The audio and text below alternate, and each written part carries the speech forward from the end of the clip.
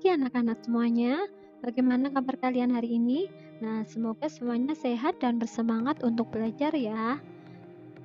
Sekarang kita akan belajar unsur intrinsik dan ekstrinsik cerpen. Pasti di antara kalian ada yang suka membaca cerpen ya. Apa itu cerpen? Cerpen adalah sebuah karya sastra yang hanya memusatkan pada satu tokoh saja. Nah, sebenarnya tokoh dalam cerpen itu banyak ya, tetapi dalam cerpen itu fokus yang diceritakan biasanya hanya satu tokoh saja. Selanjutnya, ada dua unsur yang terdapat dalam cerpen, yaitu ada unsur intrinsik dan unsur ekstrinsik. Unsur intrinsik ada apa saja ya? Nah, unsur intrinsik itu unsur yang terkandung di dalam cerpen ya.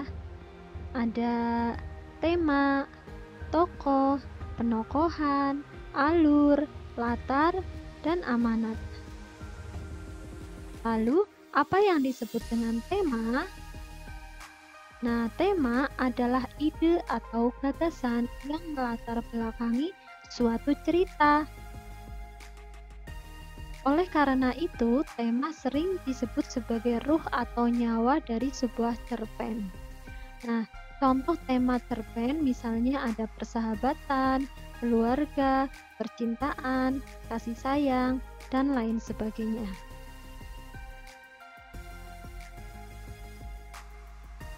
Nah, selanjutnya ada tokoh. Tokoh adalah pelaku atau orang yang terlibat dalam cerita. Nah, contoh tokoh ada Doni, Tina, dan lain-lain. Kalau cerpennya menceritakan tentang hewan, berarti tokohnya hewan-hewan tersebut ya, tergantung cerpennya tentang apa. Nah, tokoh itu pelakunya. Lalu ada penokohan. Nah, apa bedanya tokoh dengan penokohan itu? Nah, penokohan adalah gambaran watak atau sifat tokoh dalam sebuah cerita. Jadi, kalau tokoh itu orangnya, kalau penokohan sifat atau wataknya ya. Nah, ternyata dalam penokohan itu ada tokoh protagonis, yaitu tokoh yang menjadi aktor atau pemeran utama dalam cerpen yang mempunyai sifat baik. Nah, pemeran utama yang punya sifat baik itu disebut protagonis. Ada lagi tokoh antagonis, yaitu tokoh atau pemeran utama yang menjadi lawan dari tokoh protagonis. Tokoh antagonis mempunyai watak yang negatif seperti iri, sombong, dengki, angkuh, dan lain-lain. Berarti kalau antagonis itu yang menentang tokoh utama ya. Lalu ada tritagonis. Tokoh yaitu tokoh yang menjadi penengah atau antara protagonis dan antagonis. Tokoh ini biasanya memiliki sifat arif dan bijaksana. Selanjutnya ada figuran atau tokoh pendukung dalam sebuah cerpen untuk memberikan tambahan warna dalam cerita. Nah, selanjutnya ada alur. Nah, alur itu apa? Alur adalah urutan jalan cerita dalam sebuah cerpen yang disusun secara kronologis. Dalam definisi lain, alur artinya rangkaian cerita sejak awal sampai akhir. Nah, alur ada dua jenis, yaitu alur maju dan alur mundur.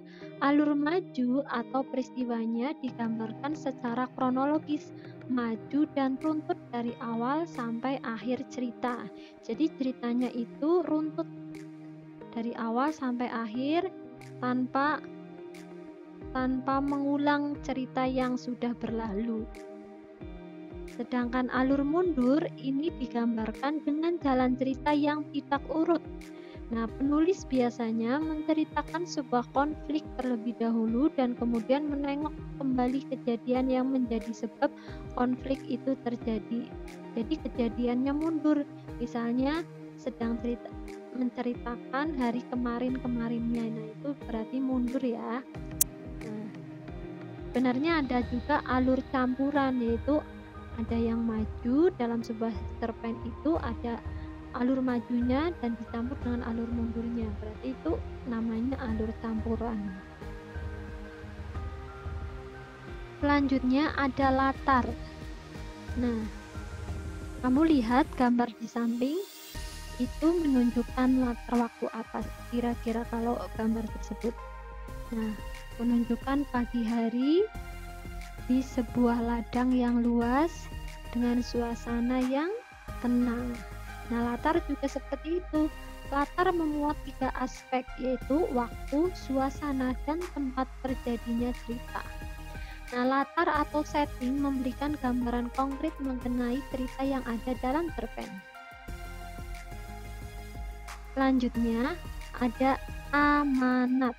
Nah, kamu perhatikan gambar tersebut.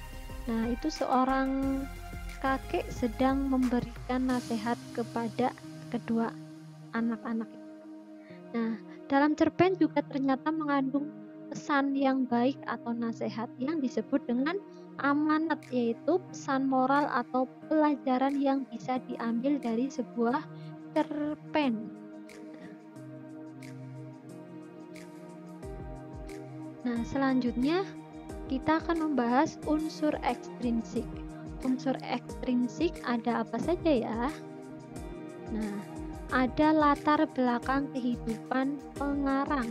Jadi, unsur ekstrinsik itu biasanya dipengaruhi dari kehidupan sang pengarang.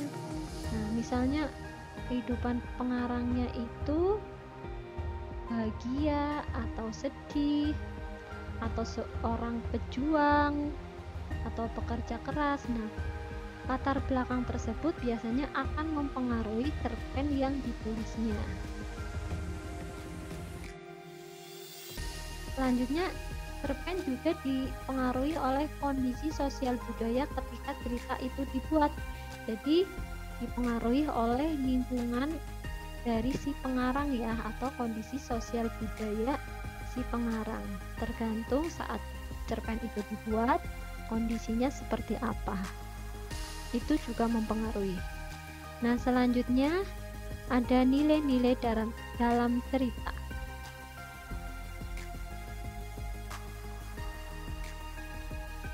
Nah, yang ketiga, nilai-nilai dalam cerita. Jadi, nilai-nilai ini sebuah nilai yang ingin disampaikan oleh pengarang. Misal nilai kejujuran, tanggung jawab, nilai kebaikan, nilai keadilan, dan sebagainya. Oke.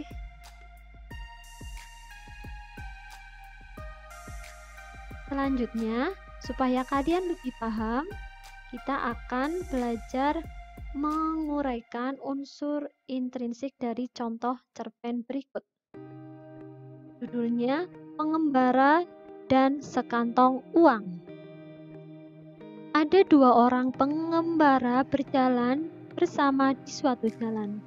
Nah, tiba-tiba salah satu pengembara tersebut menemukan sebuah kantung yang penuh berisikan uang.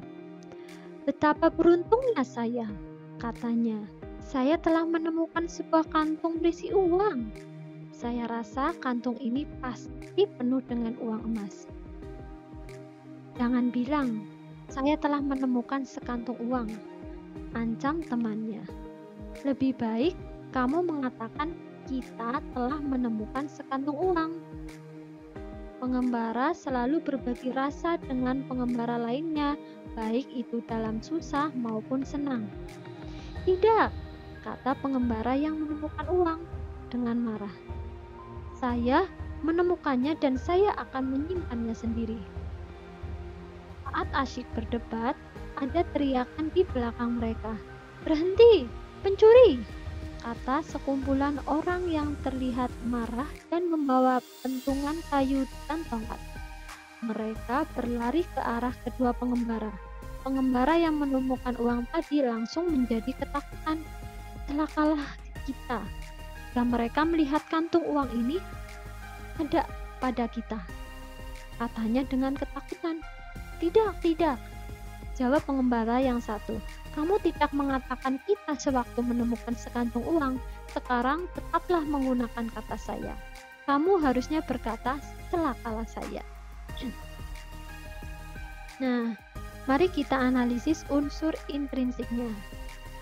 Dalam cerpen tersebut, temanya keserakahan, karena seorang pengembara satunya sedang memperebutkan uang uang yang ditemukan ya, makanya keserakahan. Nah, tokoh dan penokohannya, tokohnya ada pengembara penemu uang dan pengembara kedua. Terus ada sekumpulan orang. Nah, penokohannya pengembara penemu uang itu mempunyai sifat serakah, pembohong, dan licik. Nah, terus pengembara kedua itu punya sikap kritis dan cerdas. Terus sekumpulan orang punya sifat marah, tegas, anarkis. Nah, alurnya alur maju. Kenapa disebut alur maju? Karena menceritakannya secara runtut dari kejadian pertama sampai terakhir ya. Nah, latar tempatnya ada di hutan dan jalan. Sedangkan latar waktunya siang hari.